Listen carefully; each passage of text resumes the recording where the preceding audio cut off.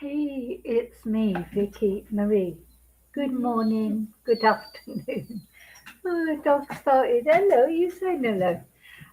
Good morning, good afternoon, or good evening, wherever you are in this crazy world we're living in.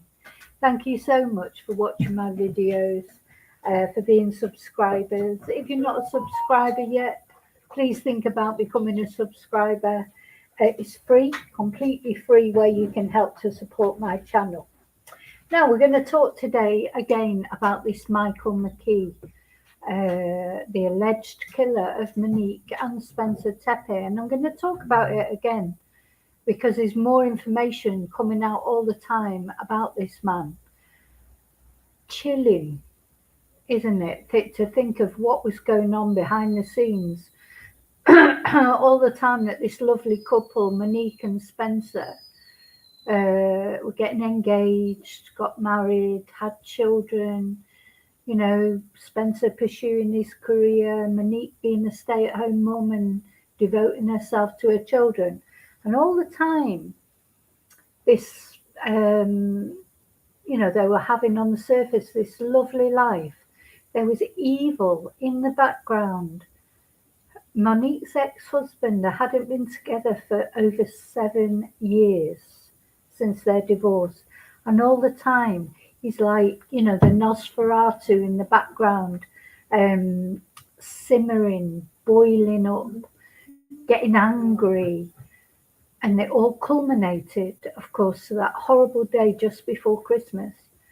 Just after Christmas, 30th of December, when this horrible man, Michael McKee, Monique's ex-husband, set out on really a five, depending on which way he went, which journey he took, which route he took, and at least 4.5, 5 hours, maybe more, it took him to drive from where he lived in Chicago to Columbus, Ohio. We're going to have a look in a minute at the distance on Google Maps. He drove all that way to murder this couple in their homes, shoot them multiple times while their children were sleeping in bed. The thing is, I think this is a case that the more you think about it and the more details you discover, the more chilling it gets. We don't understand how he harbored all this resentment for all those years. But it's turning out now he was a violent husband. Monique was terrified of him. That's why their marriage split up. He had threatened to kill her on multiple occasions. Certainly back in the day when they were first splitting up. But, Monique had built this new life for herself and found her, what did she call him, her lobster in the wedding video. She managed, to build a life for herself. But this simmering evil person, he wasn't moving on at all. A vascular surgeon, intelligent at least in that way. Doesn't seem that he had found anybody else. Was he even looking for anybody else? Or maybe he found other people, but his obsession with Monique, because I don't know about you, if you've ever been out with someone who is still obsessed with their ex-partner, it shows pretty quick, doesn't it? If you're out, I don't know, on a date with someone, seems like Monique met Spencer online, as many people do these days.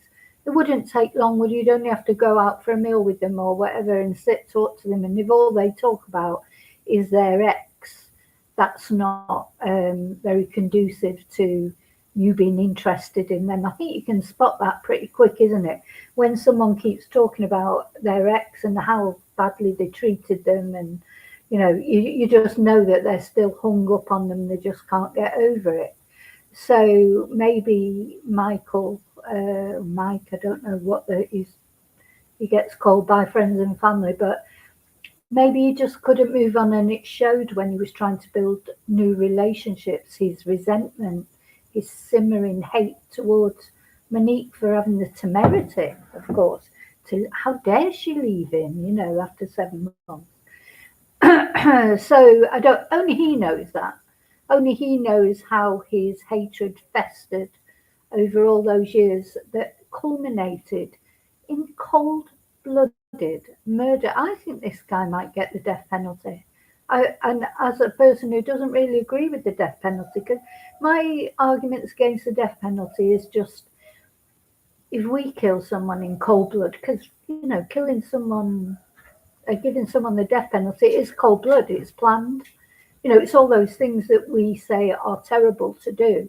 So it's just, I just feel that it sort of turns us into them. That's my resentment towards it. But, sometimes cases come up, don't they, like this one, where you think, oh my God, it's just so awful what he's done, so planned, so premeditated. Probably over all those years, maybe he's been planning this for years, and something happened that he maybe got the keypad of the home somehow. He's probably like a bloodhound trying to find a way to get into their property. Now, neighbours have said he was seen around before this murder. He was seen around and about. So, and of course the police will have all those details. That's what we're going to talk about. Anyway, I've got a list here of the things that I want to talk about that I think are relevant in this case. And this case has really, as I've said before, it's triggered me a lot because of my experiences years ago. So much that I look at and I think, that reminds me, I'd forgotten that had happened to it. The whole scenario of the stalking. And listen, Michael decided to take their lives and not his own.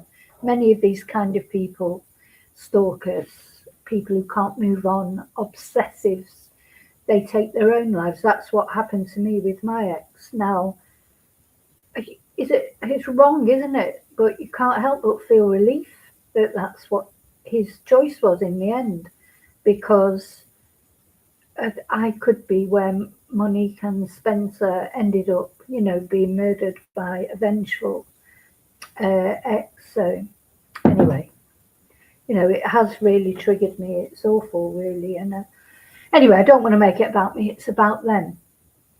So let me just, I'm not going to waffle today at all. I'm just going to say thank you to everybody for liking, for subscribing. Thank you to my members. We've got members live tonight. If you want to join my channel and watch the members live tonight, where we're going to talk about seances and all sorts of things, after that sort of visitation that I feel that I had on a stream the other day. So you can join the channel here. It'll be on it should be easy to see how you can join if you want to take part. I want to thank everyone who's helped me towards buying a new computer. If you want to buy a Ko-fi, you can buy a Ko-fi here. Again, that's on the channel somewhere. You can PayPal me. And I just want to say a massive thank you to those of you who have already, but also those of you who have helped by sending helpful videos or advice, etc. So thank you just for caring, really. Right, let me just have a little drink. What else do I want to say? Yeah, that's it, I think. Hello, you lovely lurkers. Thank you for watching. Hello to lovely replay crew. Thank you for watching. And there's a few of you in the chat. I'm going to come in and say hello to those of you who are in the chat.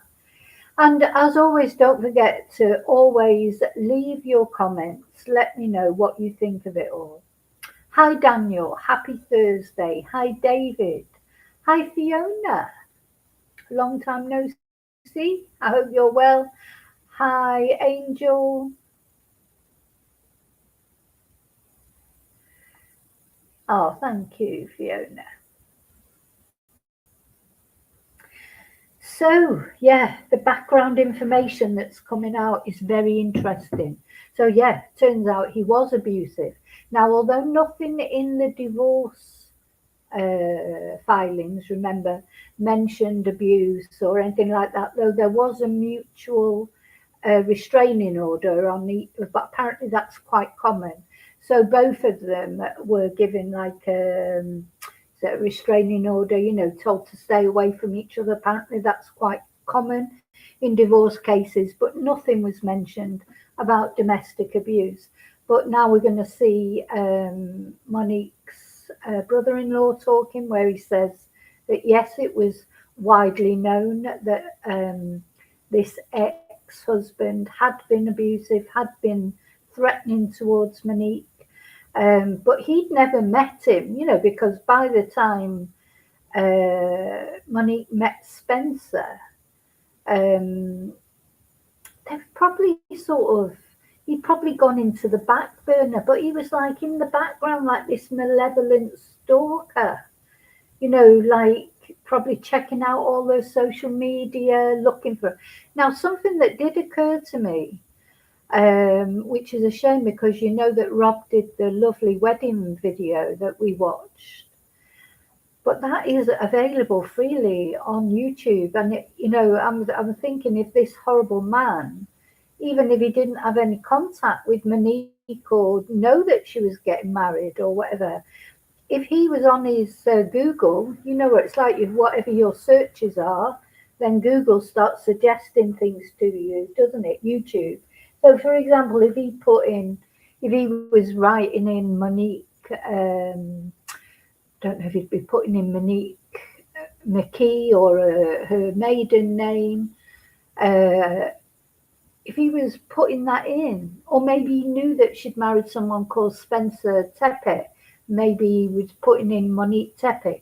It's quite possible that YouTube video of the wedding would have flashed up at him, wouldn't it, at some point? That's what I find if I look for, you look for things on Monique and Spencer, or I do for the True Crime channel. And then YouTube or even Facebook and those kind of things, they start pushing things at you because of your search history, don't they? So it occurred to me that at some point, he's probably watched that wedding video. And that wedding video, Spencer and Monique were so happy, weren't they? I mean, we might watch a bit of it in a moment. So happy, it's such a lovely video, and it's right out there publicly on YouTube for anyone to see. And why shouldn't it be? I mean, I'm not criticizing it for being out there publicly, but just what I'm trying to say is,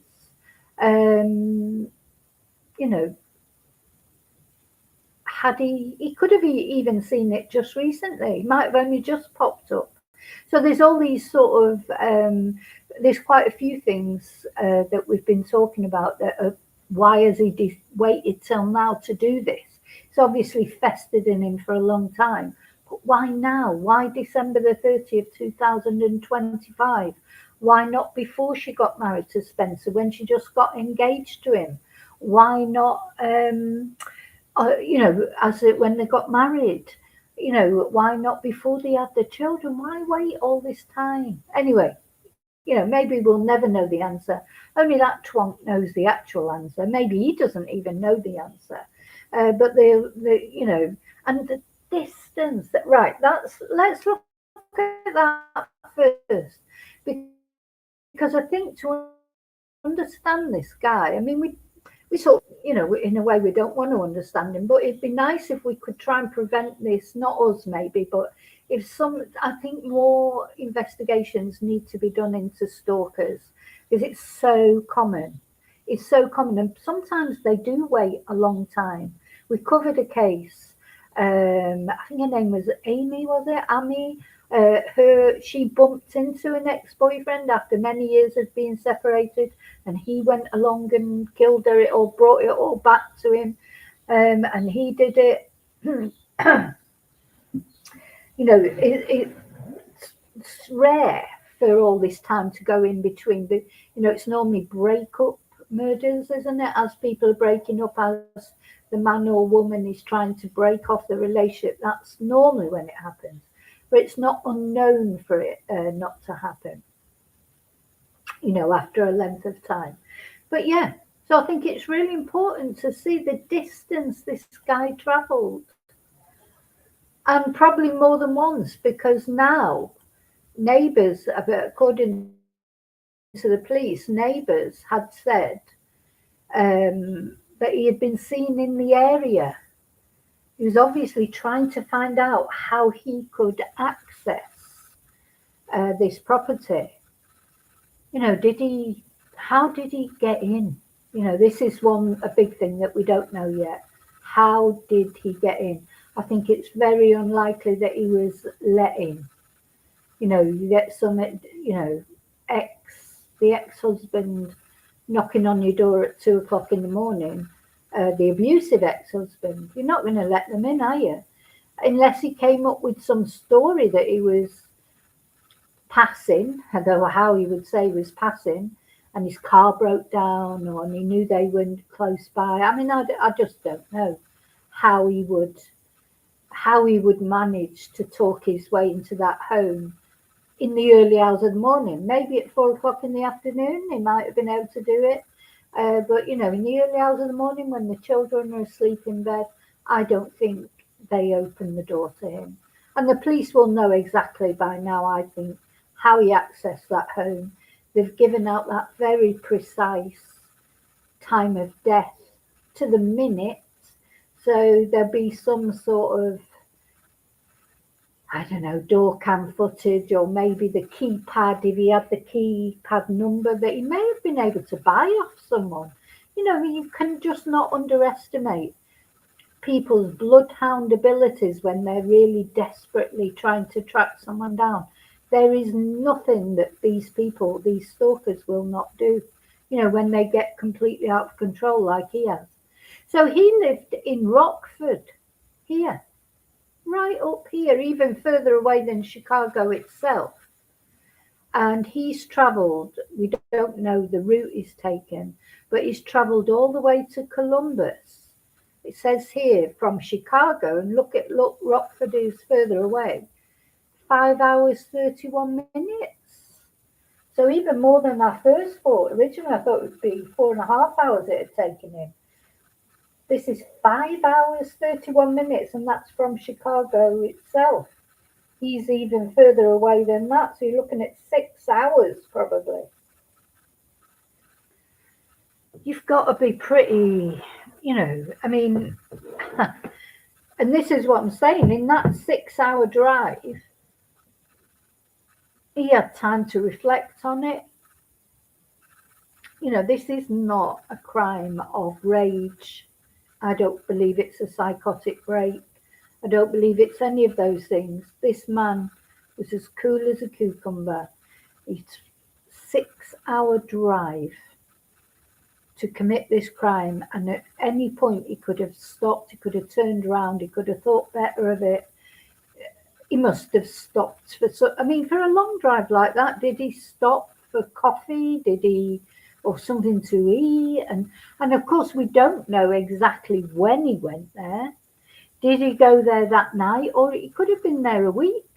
Could have been there a week. Could have gone there a week ago, and spent all that time sort of working out how to get in there. Or he could have arrived the night before, or he could have literally arrived and gone straight and did it. We don't know the exact timeline yet, do we? But to drive all that time and not change your mind. Hi, Lily.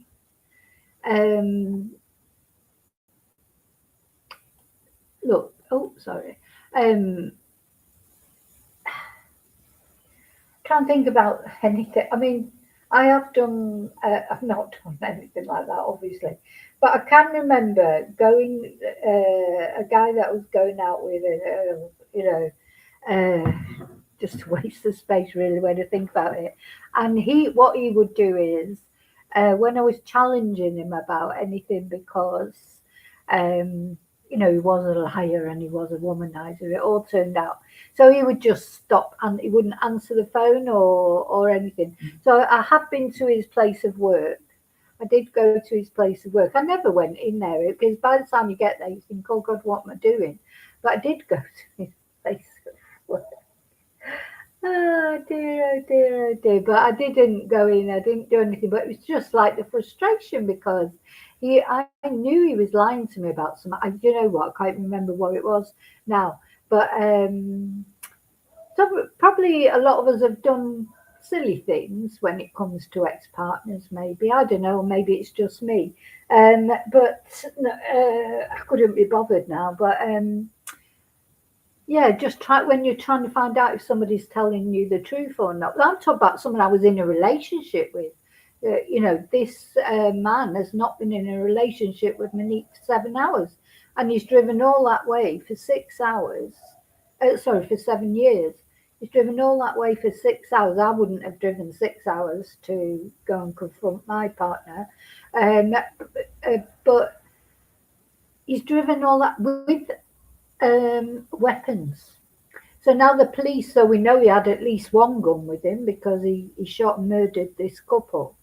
And apparently that gun, I mean, how thick is this man? I've got to put the thicko thing up. The weapon that he killed Monique and Spencer with was in his. So not only left the three cartridges there, that which we're not sure if there were more cartridges than that, because we don't know exactly how many times Monique and Spencer were shot. We just know multiple times. Now, three spent cartridges were found at the scene, and they've been matched with a weapon that's been found in Michael's home. I mean, how thick is he? I mean, literally, you know, for someone who's supposed to be, you know, he's a surgeon. Oh, and let's hear a little bit more about him as well. Not only, you know, he was a vascular surgeon and supposedly very good at his job, although there was a malpractice suit out for him.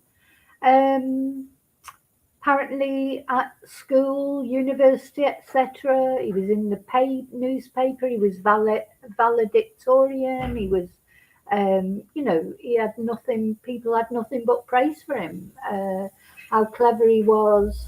Uh, you know, he was like the poster boy. You know, like of his generation. And then he sort of passed his medical training with flying colours, and you know, this man um is like the Ted Bundy type, you know, that nobody would have suspected.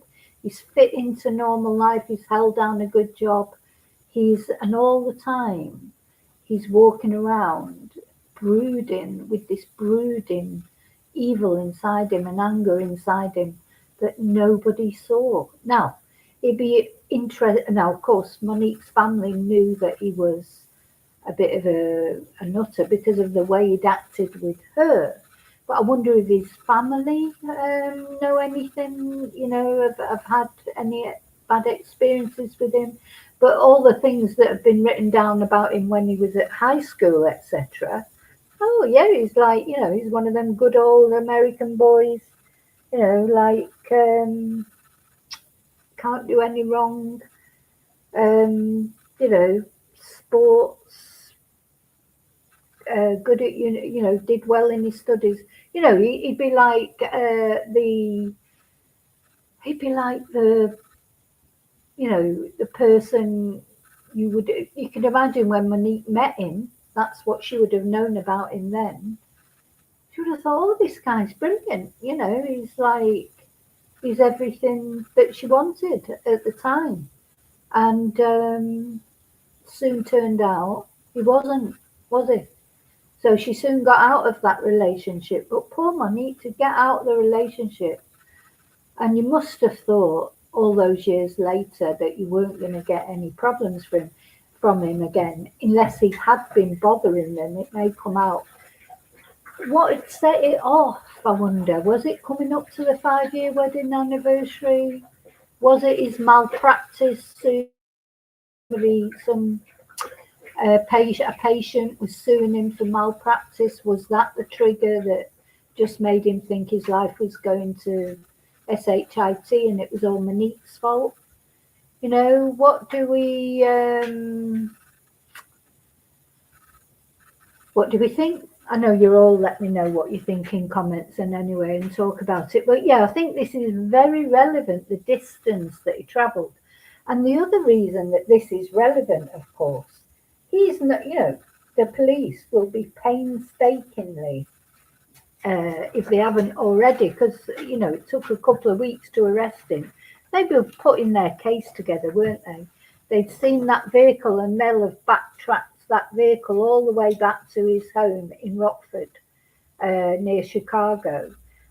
There'll be registration recognition plates. There'll be, cameras. There'll be cameras at petrol stations. Would have been able to have gone all that distance without filling up with petrol. And remember, he had to go back as well.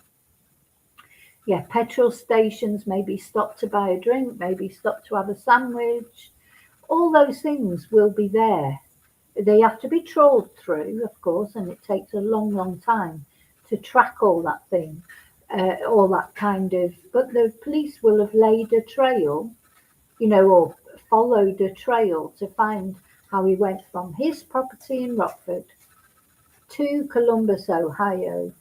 They've already released that CCTV of that person walking along the road, which now they're saying was him.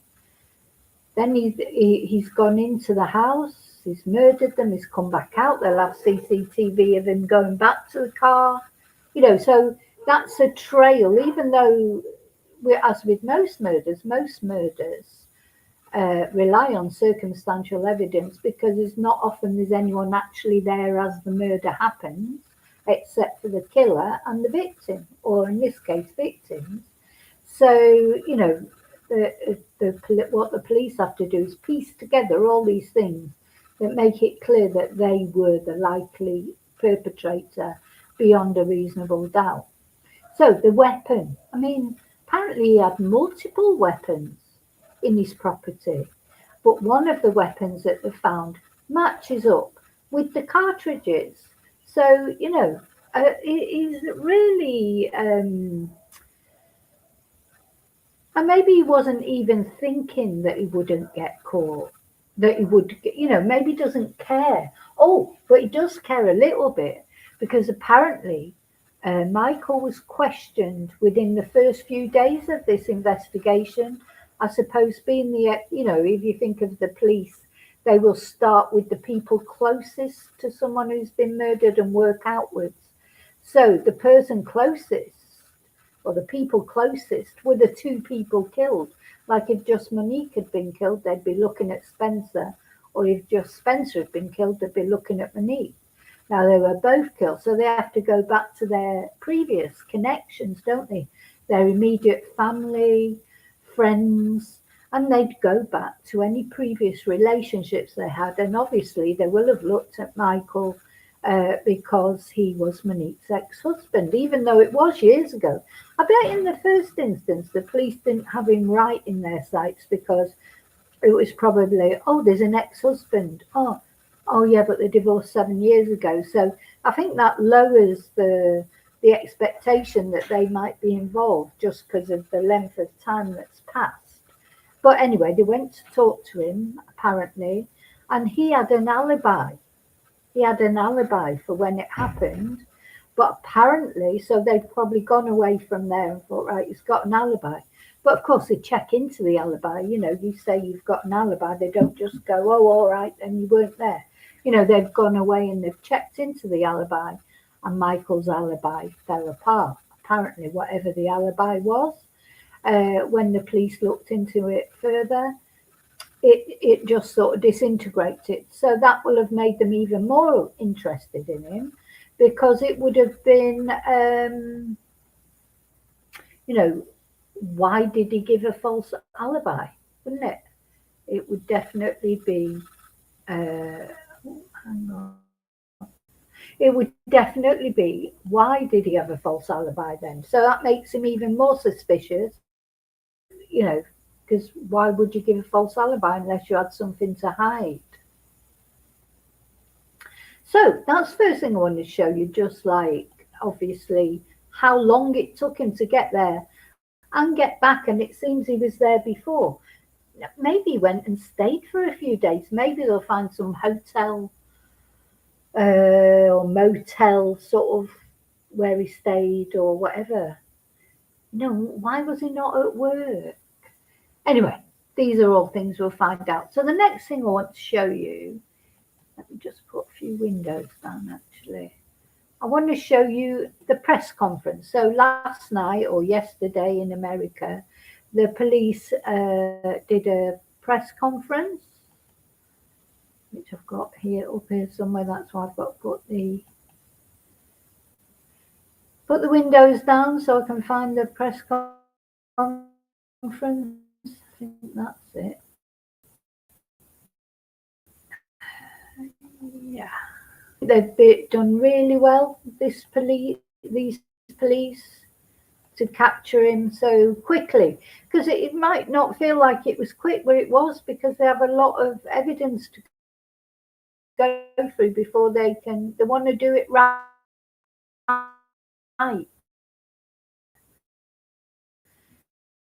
You know, that's the thing, they want to do it right, with his defense lawyer saying, oh, you didn't go through the proper procedure, etc. So I think this is the press conference.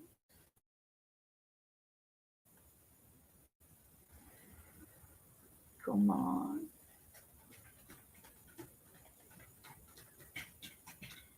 Come on. Why is it not start?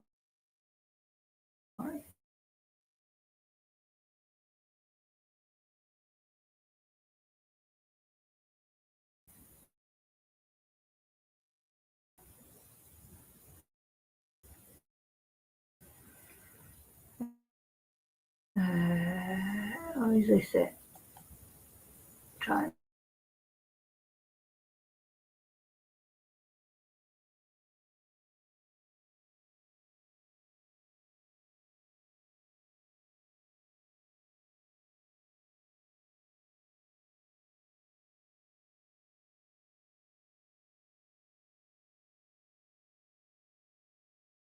Deputy. Their two small children were also found in the residence, physically unharmed. On January 10th, 2026, detectives filed warrants charging Michael D. McKee, 39, with 2 counts of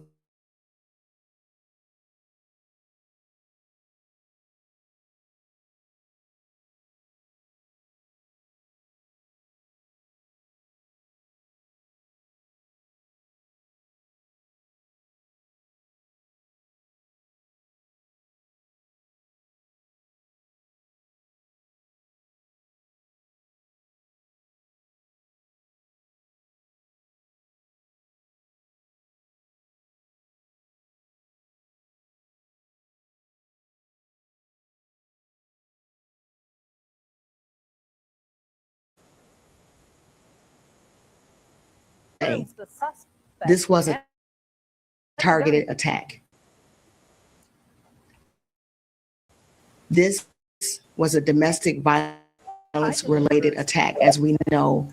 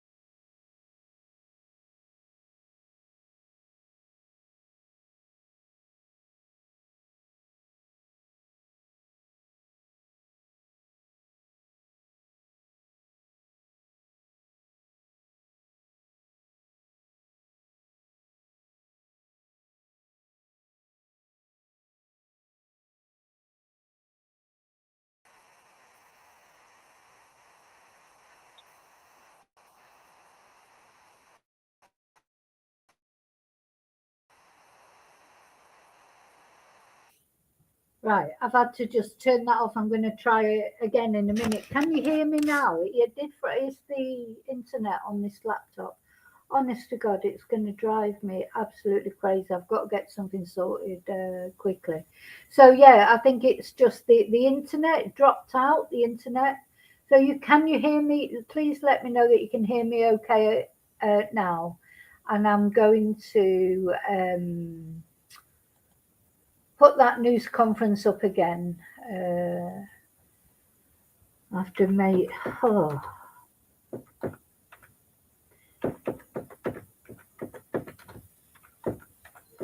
Ay, ay, ay, ay.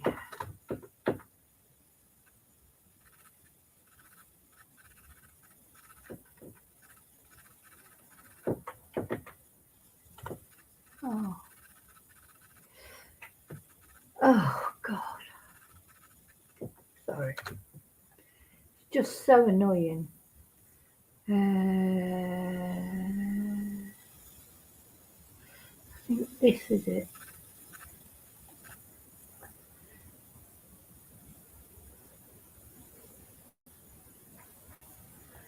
Right. I'm going to share it again. Let's hope we have better luck this time. It just turfed me off the internet. It's just all slowed down, and anyway, just trying to use this laptop. It's not brilliant, so let's try again.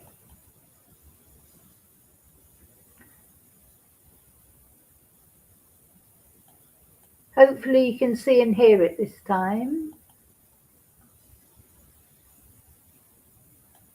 1400 block of North 4th Street on a well-being check. Officers arrived at the scene and located the 2 adult victims suffering from apparent gunshot wounds. We now know that they were identified as Mr. Spencer Tepe and Mrs. Monique Tepe. Their 2 small children were also found in the residence, physically unharmed. On January 10th, 2026, detectives filed warrants charging Michael D. McKee, 39, with 2 counts of murder in the deaths of Spencer and Monique Tepe. Mr. McKee was arrested in Rockford, Illinois without incident. He's currently incarcerated in the Winnebago County Jail and awaiting extradition to Columbus. We believe we have a person responsible for the murders of Monique and Sir Tepe, and that McKee. Active in ongoing investigation, detectives are still going through evidence. We can't specific details with this to jeopardize the ultimate of conviction. This was a targeted attack. This was a domestic violence related attack. As we know, McKee is the ex-husband of Monique Tepe. We can say that we have the suspect's vehicle on neighborhood video surveillance arriving just before the murders and leaving shortly after. Detectives were able to link this vehicle to McKee. The vehicle was located in Rockford, Illinois, and evidence was found that showed McKee in possession of the vehicle before and after the homicides. We can also say that multiple weapons were taken from the property of McKee, and there is a preliminary link from our NIBIN to one of the weapons that ties it to the homicides. I want to say that our detectives work around the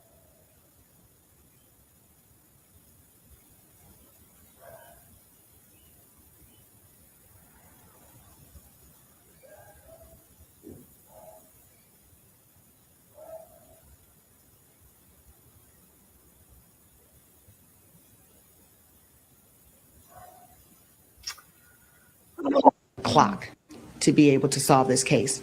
But it's equally important to know that while this is gaining national attention, we work around the clock to solve all of our homicide cases. I'd like to bring the mayor up now to have him say a few. Thank you all for joining. The women and men of the homicide division who have done an incredible case. So many other cases, 100 cases solved in 20 because of their tireless work and information from the community that helped us achieve such incredible solve rates. I want to thank also members of the press for sharing timely information, including the video footage of the person of interest that we know now is Mr. McKee. Members of the community for supporting CPD's investigation and for continuing to pray and support the Tepe family, particularly these little children. Just want to take a moment to express gratitude, grief, and resolve, not only for myself, but for the entire Columbus community. Grateful to the Division of Police for their professionalism and persistence and for their tireless work and collaboration that led to this arrest.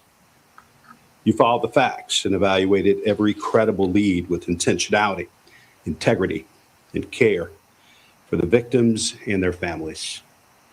I also want to thank members of the community who stepped forward with video footage and tips.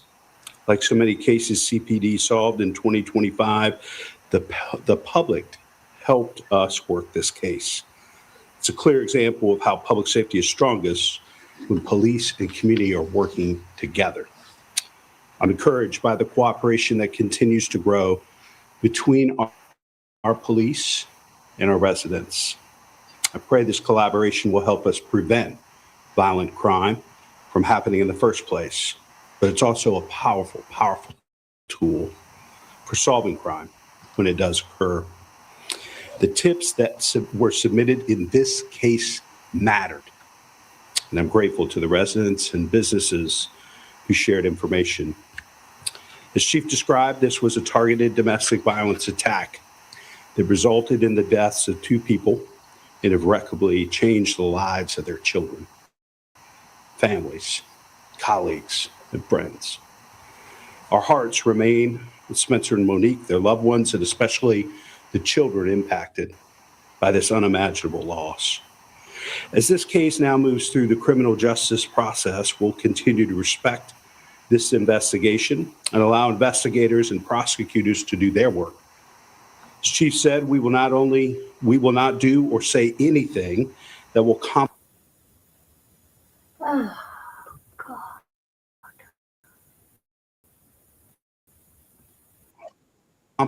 compromise the likelihood of a conviction.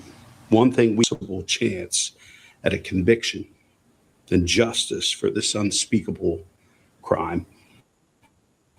We could also continue to lift up this family in our thoughts and prayers. I will continue to lift up every one of the 84 families that lost a loved one due to violence in 2025. And I know the Chief and the Division of Police will too, in their thoughts and their actions. I know this case has taken on national interest, but I want to tell each of these families, these 84 families, the same intensity, commitment, and resolve. Thank you all for being here. Thank you, sir.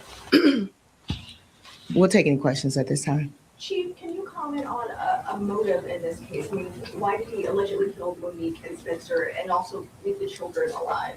At this time, we cannot comment on the motive. Yeah, they do ask ridiculous questions, don't they? I mean, how does she know what the motive was? But when we were watching that press conference, then did you see like the pictures of the wedding? You know, it's a beautiful wedding, wasn't it? And they looked so happy. I can just see, don't forget that was on YouTube, that video.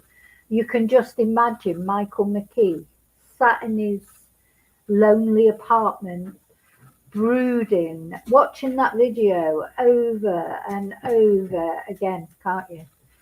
You can just imagine it, sat there, bloody polishing his guns, making his plans, you know.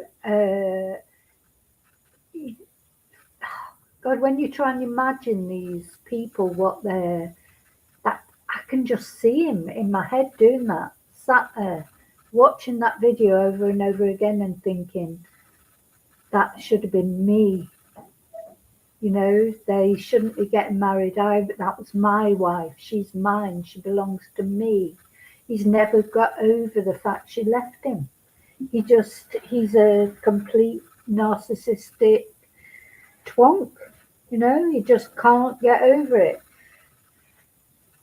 And you know, these people, they can't, even when they try, you know, and sometimes they do try and get over it and they can't, but then they tend to end up doing something to themselves, don't they? Rather than, you know, what this man has done is pretty second level, really, because, you know, not only he's killed Monique for the revenge against her for leaving him, but he's killed her new husband and he's taken the parents away from two young children. You know, that's like more, you know, he could have just killed Monique or he could have just killed Spencer, but he decided to take both of them. You know, so it's a real extraordinary, extreme crime. He drove 6 hours to do it. He had no chance really of covering his tracks. Does he think the police are that thick? I mean, you know, all right, he doesn't seem to have actually tried to cover his tracks. He's taken his own gun to do it. He's left 3 cartridges behind, and then when they found the gun was in his apartment, you think at least he would throw in that 6-hour drive home. He could have thrown that weapon anywhere and it probably never would have got found. You know, it'd be quite likely that the weapon would never have been found, but he didn't. He took it home and it was right there when the police went and raided his apartment. Again, part of the investigation. Did you find any other evidence in his home in Lincoln Park? What I can tell you is that we did search his property and we have evidence, but I can't speak to any specific evidence. You said there were no signs. Can you tell us which police agency arrested him and where he was taken into custody in Rockford?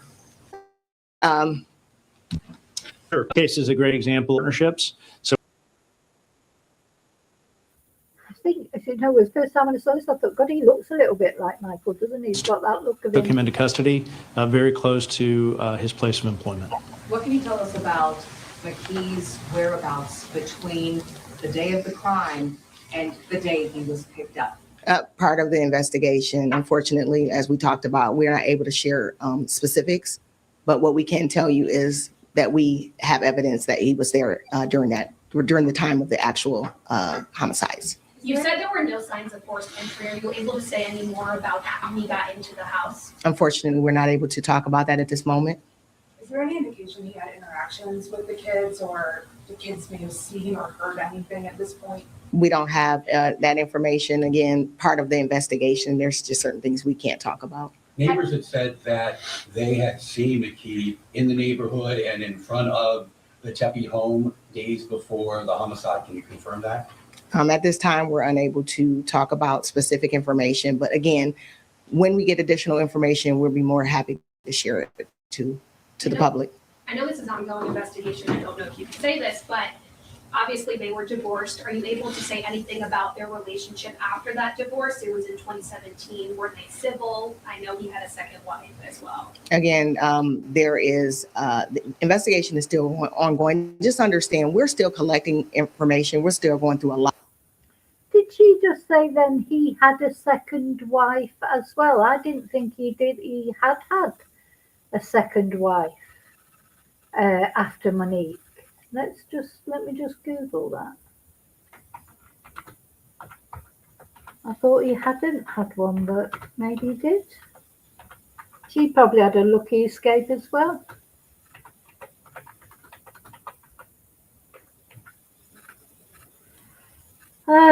Maybe that's why it took so long for him to take vengeance on Monique, if in between he did have a second wife. And then maybe when that went wrong, he just blamed Monique for everything. Can't see anything that says he had a second wife.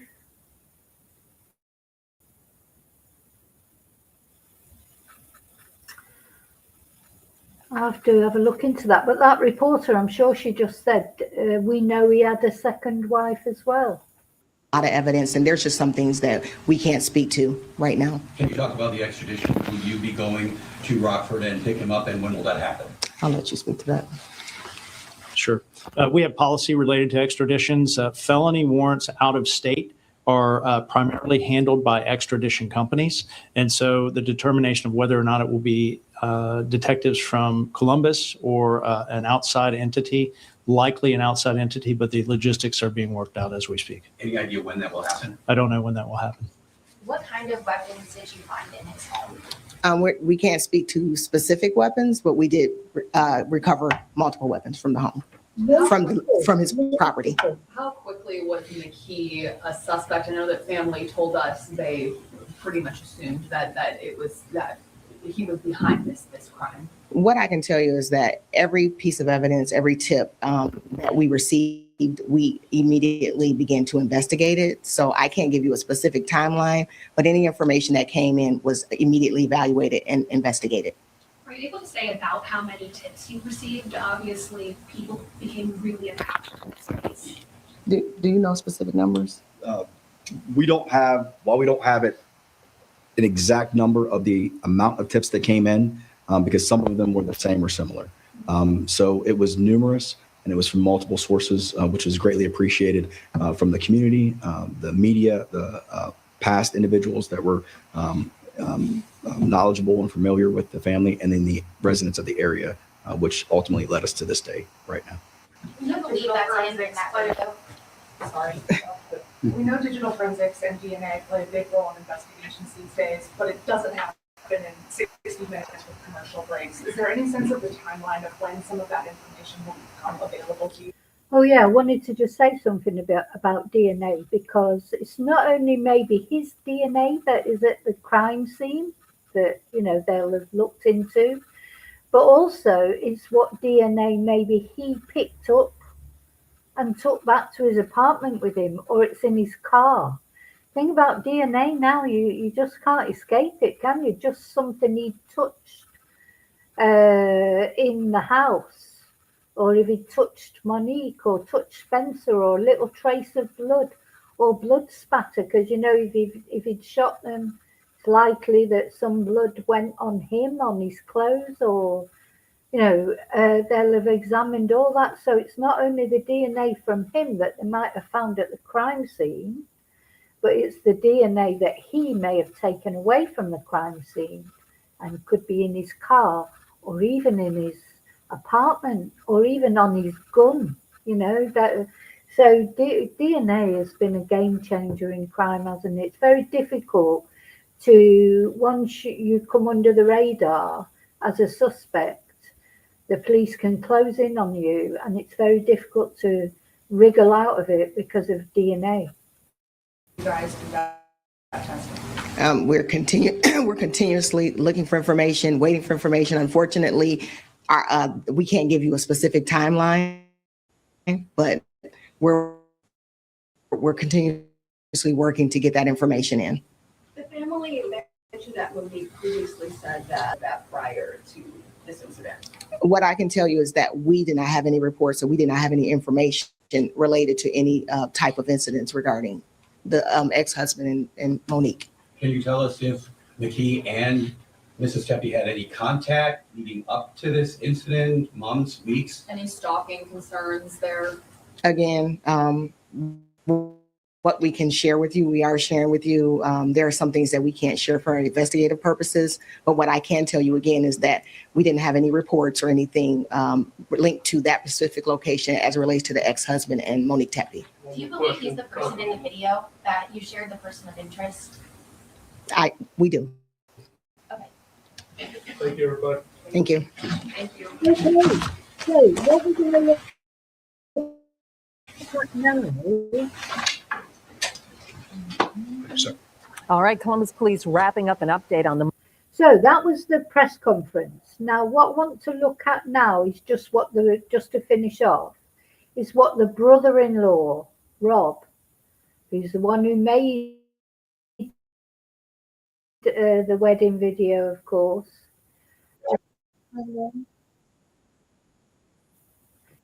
So he appeared on Law and Crime Fix and spoke about what Monique had to say about her ex-partner. So we're going to have a look at that.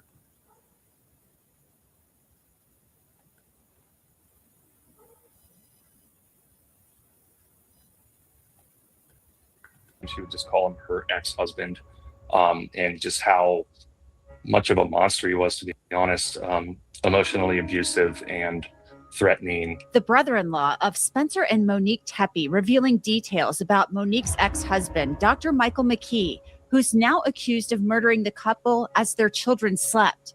Were you surprised that the arrest was made? No. This comes as Columbus police speak for the first time since McKee's arrest, revealing new details about the evidence. This was a targeted attack. This was a domestic violence related attack. I'm Anjanette Levy, and this is Crime Fix.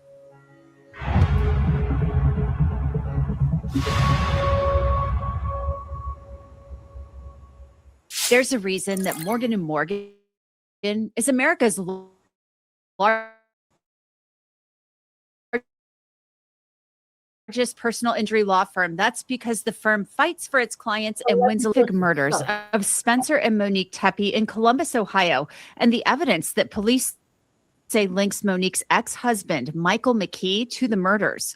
When Spencer Tepe and Monique were shot to death in the middle of the night as their young children slept, their family and friends were heartbroken, shocked, and saddened. It happened on December 30th. Police say just before 4 a.m. And a member of the Tepe family tells me there was just one person that family and friends suspected of the chilling crime, Dr. Michael McKee, Monique Tepe's ex-husband. Days after the homicides, Columbus police released surveillance video of a shadowy figure walking down the street around the time of the murders, hoping that someone could identify this man. Monique married Michael McKee in the summer of 2015, but records show they separated 7 months later in 2016. But the couple didn't file for divorce until 2017. Records show Monique and Michael McKee had moved to Virginia from Ohio. Michael McKee was completing a residency. He had studied medicine at the Ohio State University. But Monique was not happy in Virginia and returned to Columbus, Ohio, while McKee remained in Virginia. And I can tell you that Michael McKee did not want this divorce, not at all. A spokesperson with the Federal Bureau of Alcohol, Tobacco, and Firearms told me that they worked with Illinois State Police and Rockford Police to take McKee into custody on January 10th. That was a Saturday morning. The address where McKee was taken into custody comes back to a Chick-fil-A restaurant near the medical center where McKee worked as a vascular surgeon. Now, days after the arrest, and after McKee appeared in court, Columbus police are releasing new information and details about the investigation and evidence they say ties McKee to the murders. We believe at this point, we have the person responsible for the murders of Monique and Spencer Tepe in custody, and that person is Michael McKee.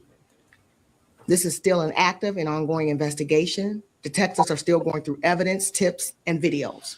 We can't speak to all the specific details related to this case, so we don't want to jeopardize the ultimate goal of conviction.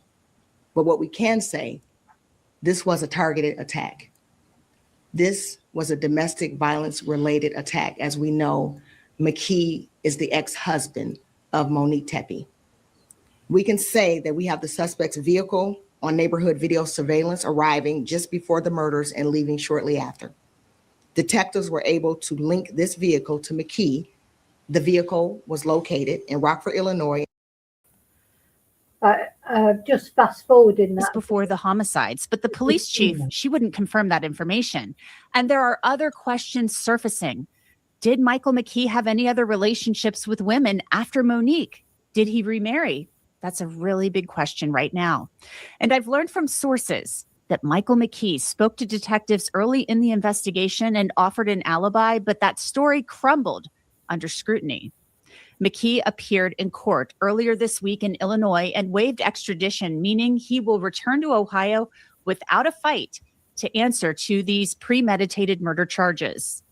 Yes, Your Honor. What's your position at this time? Yes, at this time, Your Honor, on behalf of Mr. McKee, I will assert his right to counsel. I will assert his right to remain silent. And Mr. McKee believes that the most expeditious manner in which he may defend himself against the charges pending in Ohio and to plead not guilty would be to waive his right to an extradition hearing and to have a governor's warrant, and to agree to his immediate transportation to Ohio.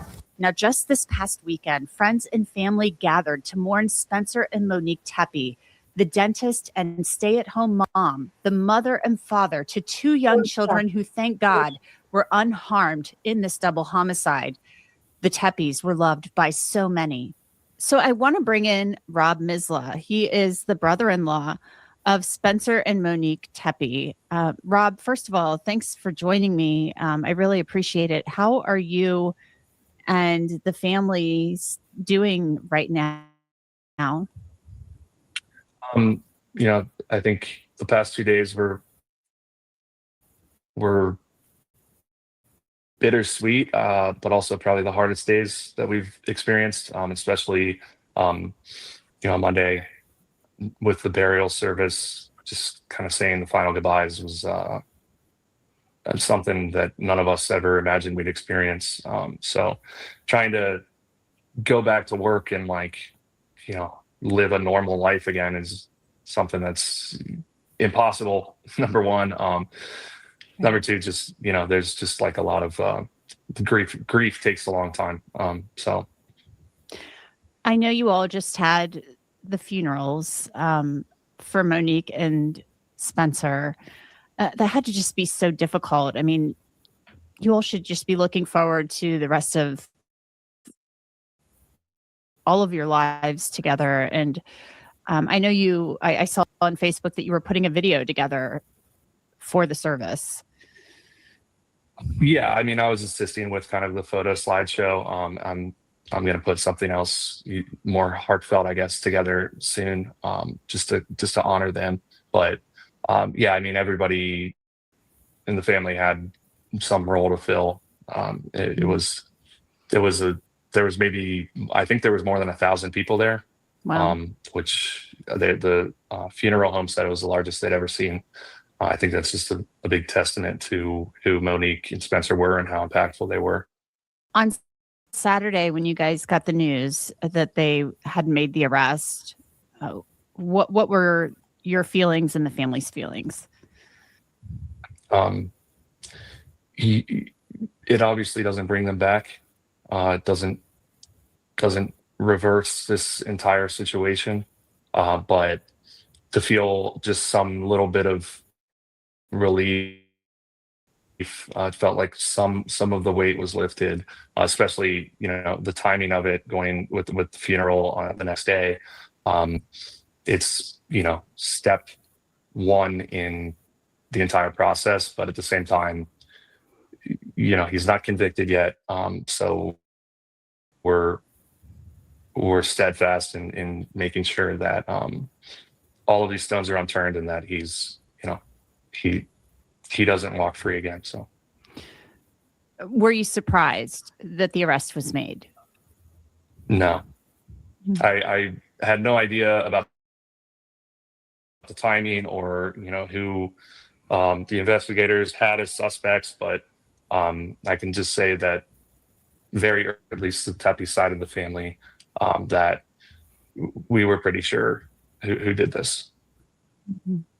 And why was the Tepe side of the family so certain that he was? Yeah, because we've seen Rob being interviewed before, and he came over a little bit cagey, didn't he? But I think that's probably why, because they did know things that they couldn't talk about. They probably knew immediately or thought immediately that he was 100% the most likely suspect. And even though Rob himself had never met McKee, because obviously, he met Monique through a relationship with Spencer, but he'd never met him, but he knew she had spoken openly about her sort of murderous ex, or her ex who had threatened to kill her, etc. So he knew that, but he couldn't say anything at the time, and that's why he came over as a little bit cagey, didn't he? But we know why now. The primary suspect, that he was going to be the person that law enforcement arrested and charged. And again, yeah, I'm just trying to speak for the Tepe side of the family because, Monique's side had obviously a different relationship with her. They've known her since she was born. For us, we met Monique in 2018 when Spencer first introduced her to us. But we were fairly certain because of just what Monique had told us stories wise of her. She never called him by name. She would just call him her ex-husband, and just how much of a monster he was, to be honest, emotionally abusive and threatening. And Now, see this photo. I don't know how tall Monique is, but you imagine that she must be quite tall because he's 6'1". Whether she's, whether it's just the angle of the photo, she's quite a tall lady, isn't she? But she's got that stunning smile. That Monique smile is pretty much stunning, isn't it? He looks like a sort of, looks very insignificant on that picture, really. she did everything she could to extricate herself from that situation, and met Spencer and lived a very happy life. But I can't speak for Monique, but I know that it changed her as a person, and perhaps it was always in the back of her mind. I don't know. Had she ever spoken to you about it, or Spencer, or did you just hear about a lot of this after the fact? No, we were aware. She wasn't sure about it, and how it had impacted her kind of mentally, just as a person going forward. Stories, and had talked to her deeply about these situations, but at the same time, we're all thinking this is something in the past. And Monique is clearly happy right now, and has a family, and is with the person that she loves. So while we were aware of it, we were also more awestruck by the couple themselves and how much they were in love. So did Spencer and Monique ever voice concerns to you, or did Monique voice concerns that she thought this guy just the past? I would say that she was always worried about him. But at the same time, we never thought that it seemed like a direct threat. And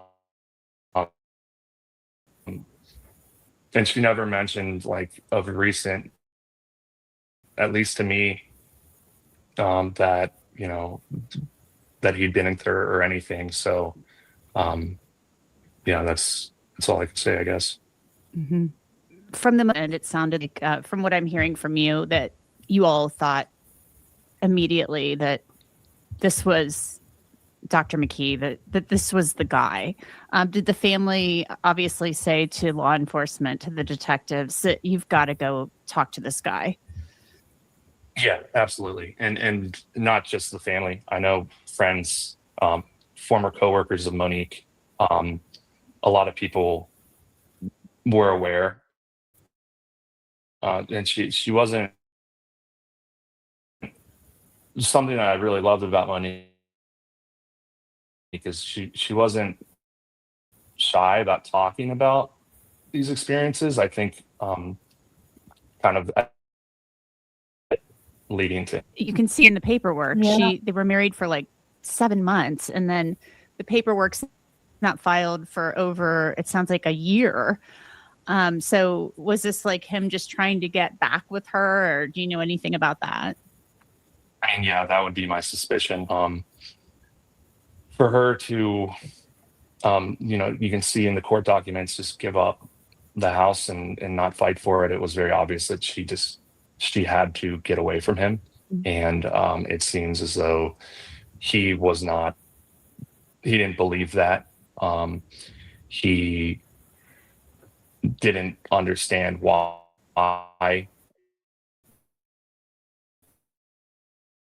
I guess I can't, again, I've never spoken to this person, and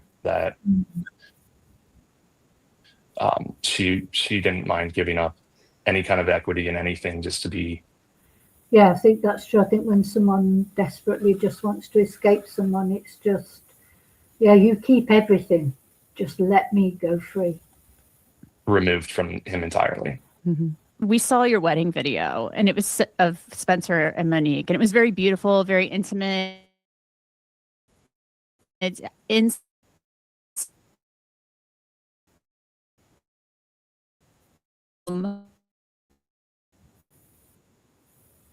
I mean, full, and everybody was just silly. I didn't.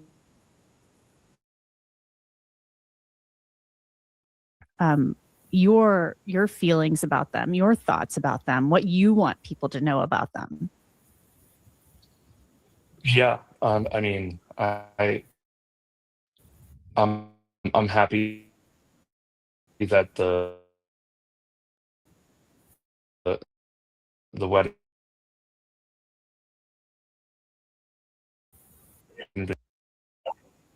video can be of what their love was like, but they were also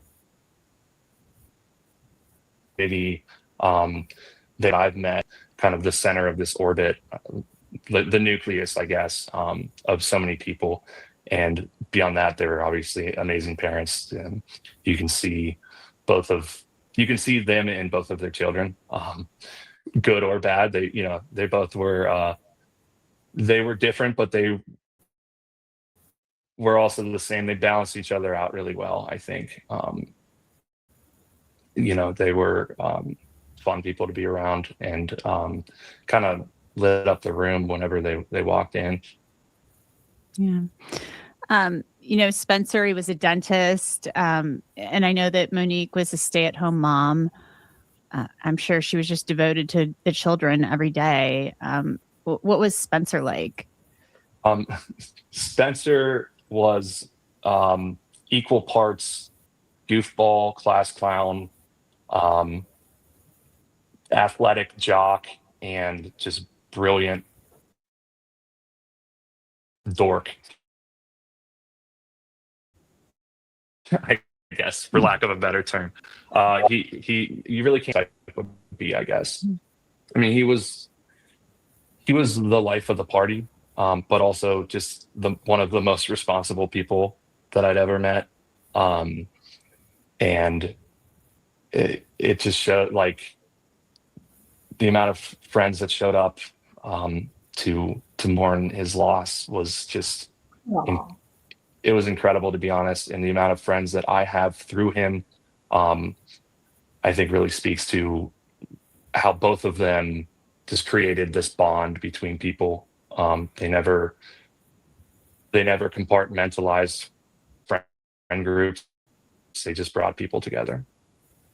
How is the Tepe side of the family doing? I mean, your wife, she was Spencer's sister. I mean, how are they coping right now? Everyone's been incredibly strong, while the waves of grief kind of come and shift as they do.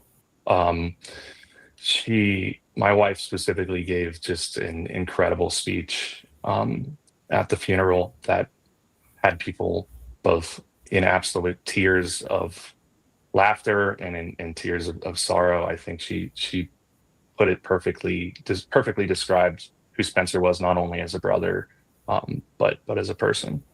Rob, in the statement that the family put out the other day, it talked about wanting, to see this, full accountability. What does that mean for the family?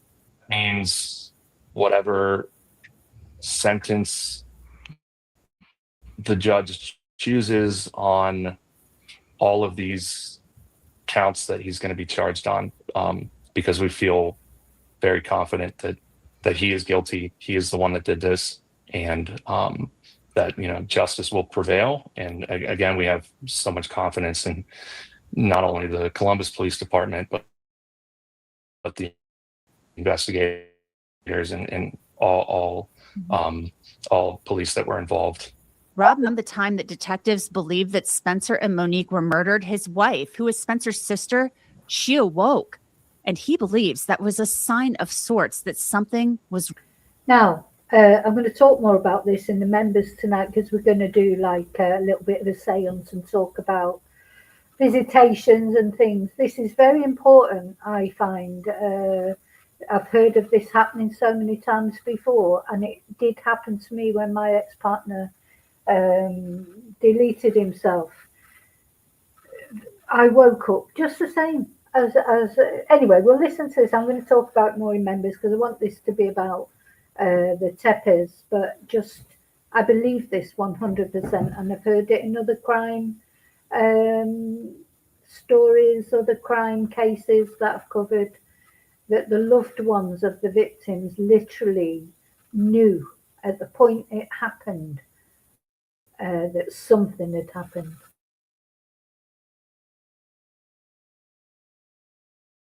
In our basement, and I was editing a video, and it was around 3:30, 4 a.m. right in that time frame that investigators had said they think this occurred, and I can hear upstairs my wife, who was dead asleep, kind of get up and shuffle around very quickly,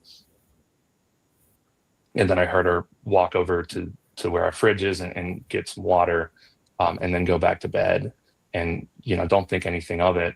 And the next day I asked what was that? She said, I just got this horrible pain in my stomach, like I had to throw up. And she also didn't think anything of it until, she got that same pain when we first got the call. So I truly believe that, between siblings like that, they were that close and they had that sort of connection. I agree. I think when you have a connection with someone, whatever it is, you can get those. And if you're quite a sort of intuitive person, so they were obviously close, Spencer and his sister, and she felt it. She felt it when he left the earth, or, she felt it too. You quite often hear it with twins, of course, and things like that, but not only twins. I know April Jones, the little girl that was murdered in Wales, her father, unfortunately, he's now left us, though hopefully he's back with April again now. He felt it when April, he felt a physical, these are physical things that you feel and you know that something has happened. And when I say, anyway, I'm going to talk about it in the members more tonight. And she could physically feel it. Yeah, So it's a physical feeling. Oh my gosh. Well, our hearts go out to your entire family. Rob, Misla, thank you so much. I really appreciate your time and sharing. Anyway, let me know what you think about that. Have you ever had an experience like that, where you felt that, something had happened, somebody you loved, and then you found out something had happened? It is definitely, I think there's a very thin veil between this world and the next. Sometimes we get little glimpses into it, don't we? And, we like to think that, sorry, I'm going to get upset now, but we like to think that our loved ones are not that far away from us. And every now and again, maybe they've managed to break through the veil and give us some evidence, that they are not far away. I hope so. But I have had these sort of experiences. As I say, let me know if you have. And we're going to talk about that more, because the thing is, there's so many different times, but it's so easy to talk yourself out of it. When things happen, like the other day on stream, when that noise, that you'd start trying to explain it rationally, don't you? That's a human reaction, isn't it? You get a sort of strange experience, and the first thing you do is try and explain it rationally. But of course, when you can't explain it rationally, really, you've got to believe the other scenario, that maybe it is a visitation. I suppose people think, why don't people just appear right in front of you and say, hi, it's me, and I'm fine, and blah, blah, blah. But maybe it just doesn't happen like that. I don't know, maybe I just want to believe it. Maybe we just want to believe that there is something, that we will see our loved ones again, and that somehow they're still connected with us. But Oh. Anyway, I didn't mean to make you emotional. I've made myself emotional. I didn't mean to make you emotional at the end, but so the good news is the alleged killer of these two lovely people and the man who's orphaned those children, innocent children, he's not come out free, and he is perhaps a candidate for the death penalty even. It's hard to feel sorry for him, isn't it? Because it's just so horrible what he did, you know, festering all that hate, all that vengeance for all those years, driving all that way, having every opportunity to stop and turn around and be, you know, having a good profession and being a person that on paper seemed to have everything going for him. And he just couldn't move on, could he? So his life, their lives been ruined, the children's lives been ruined, the family, his family probably, all those things that he did because he's selfish. I think this. I don't think this is a mental health thing, really. I think he is a bad person, or maybe the devil just got into him. I don't know. So anyway, we want to know more about, you know, maybe other things he did. It sounded like he'd already started being possessive with Monique. She was terrified of him. So he's not just suddenly turned into a bad person. So to me, it's not psychotic break, because, you know, he's not just turned into a twonk. He's been a twonk for a long time. But anyway, oh, thank you, Lily. Yeah. Okay. I'm going. Thank you for watching. Thank you for caring about Spencer and Monique. I'll see you in the members live later on today, if you remember. And yeah, thank you for everything. Bye.